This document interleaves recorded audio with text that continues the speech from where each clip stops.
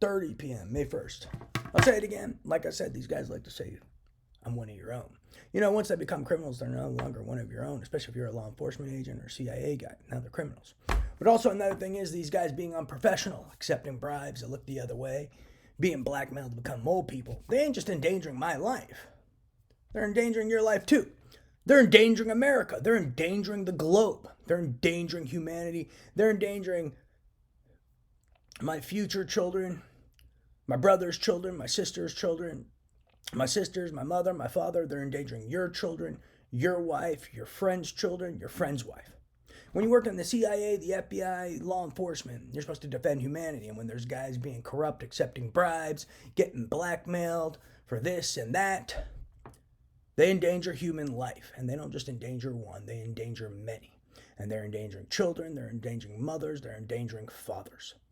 So these guys who like to tell you we're one of your own, they're not. They're criminals. And they're actually not, they don't have your back, because if they had your back, they wouldn't be endangering you. And just because they give you money, that mean they're your friends. They could be giving you illegal money with hidden agendas, strings attached. They could give you illegal money only waiting to blackmail you if you don't comply with their demands. So just because a guy gives you money doesn't mean he's your friend. Like I said, Satan comes bearing gifts. So, this guy could hand you money. You're like, oh, what a good guy, I gave me money. And next thing you know, he's blackmailing you or framing you or pulling him into the fucking headache he created for himself. Or he gave you money with strings attached, and he's pulling you into an orange jumpsuit. He's pulling you down a dark alleyway. He's pulling you into an illegal weapons manufacturing facility to get involved in a war because he got caught. And then he's telling you like he was robbed or something and making up shit and trying to get you behind his cause when he has no justification. No telling where else his strings will lead you. So these guys with their "we're one of your own" thing, I wouldn't be trusting these guys because they're really not. They're criminals. And if they're giving you money, just because they're giving you money, doesn't mean they're your friends and doesn't mean they have your best interest in mind. They be trying to set you up and blackmail you, or they could be giving you money with strings attached and then leading you in all sorts of dangerous and illegal directions.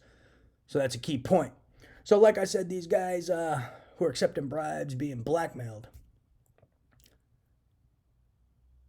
it may look like it's just endangering me and you don't give a fuck. But these guys are involved with illegal weapons manufacturing and distribution. Those weapons don't just harm me. Those weapons harm anyone who stands up against these oppressors and stands up for their rights as a human being and as an American. And if you do your job, you may become a victim of those weapons. If one of your buddies does this job, they may become victims of those weapons and their children and their family. We need to get these guys behind bars. They're mentally disturbed. They're armed with weapons. They have no respect for human life. They're financing and promoting Nazism. They're financing and promoting slavery. They're financing and promoting sexual slavery. They're financing and promoting unprofessionalism and corruption. And they're financing and promoting things that endanger and threaten human life and humanity. So if you know who these guys are, let's get them behind bars, because I'm kind of getting fed up with this. I'm still being held hostage and assaulted in my home as well. And I feel highly confident some of these motherfuckers involved with these crimes are in my DOJ letters. Key suspects are in there. And they're probably some key guilty parties. So why aren't they behind bars? And if deadly force needs to be employed within the confines of the law, so be it. Some of these guys are Hitler. You'll make the world a better place. Killing Hitler wasn't a bad thing. Granted, I think he committed suicide. But if someone killed Hitler, it was a good thing. And these guys are Hitler.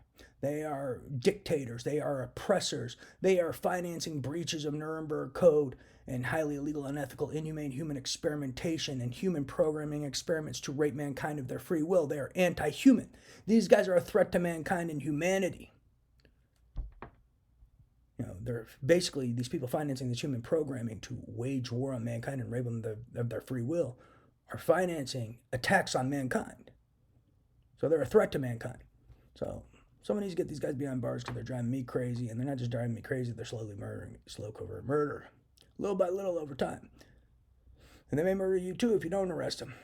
And you do the right thing and try to get Satan behind bars. Or, if you accept their money, you may get blackmailed or pulled down dark alleyways, illegal weapons manufacturing facilities, into wars for an unjust cause. No telling where these strings attached will take you. Praise Jesus.